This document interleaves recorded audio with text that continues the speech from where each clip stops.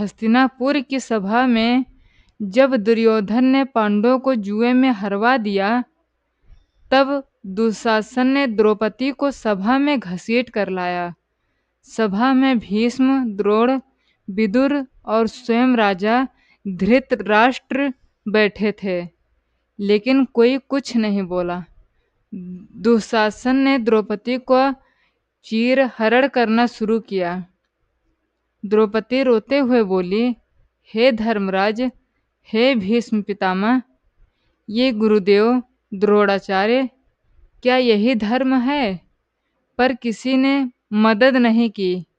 तब द्रौपदी ने भगवान श्री कृष्ण को पुकारा, हे माधव, अब आप ही मेरी रक्षा करें। जैसे ही उसने हाथ जोड़ दिए, श्री कृष्ण ने अनंत चीर प्रदान किया। दुशासन कितना भी खींचता रहा, द्रौपदी का वस्त्र कभी समाप्त ही नहीं हुआ। सभा अस्तंभ रह गई। दुशासन थक कर गिर पड़ा, पर द्रौपदी का सम्मान अक्षुण्ण रहा। ये वह घटना थी जिसने आगे चलकर महाभारत के युद्ध की नींव रखी। जब सारा संसार साथ छोड़ दे, तब भी अगर सच्चे मन से भगवान को पुकारा जाए तो रक्षा अवश्य होती है। जब दुशासन थक कर गिर पड़ा और द्रौपदी का चीरहरण असफल हो गया, तब पूरी सभा में सन्नाटा सा छा गया।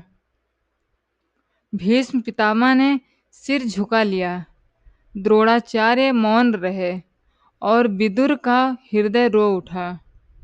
परंतु सबसे बड़ा प्रश्न यह था, धर्मराज युधिष्ठिर क्यों चुप रहे?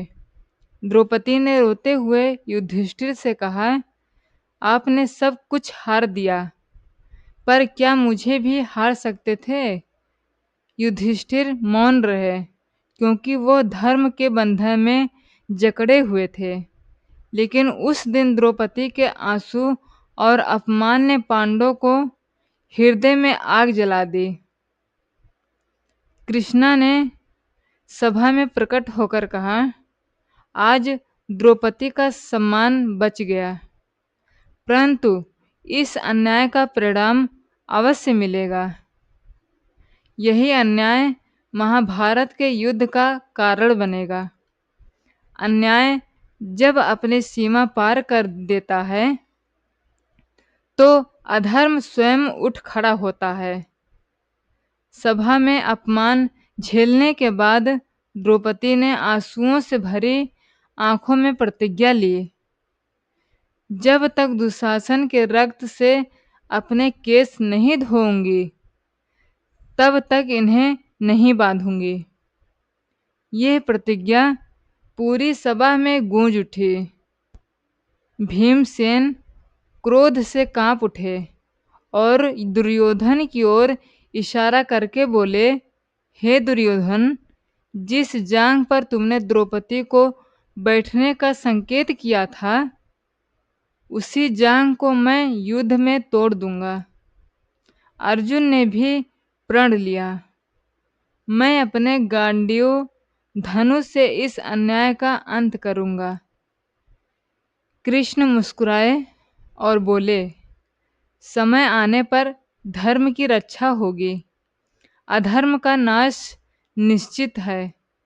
उस दिन प्रतिज्ञा और अपमान ही कुरुक्षेत्र के महाभारत युद्ध का कारण बना। स्त्री का अपमान ही सबसे बड़ा पाप है। उसका आंसू संपूर्ण वंश को विनाश की ओर ले जाता है।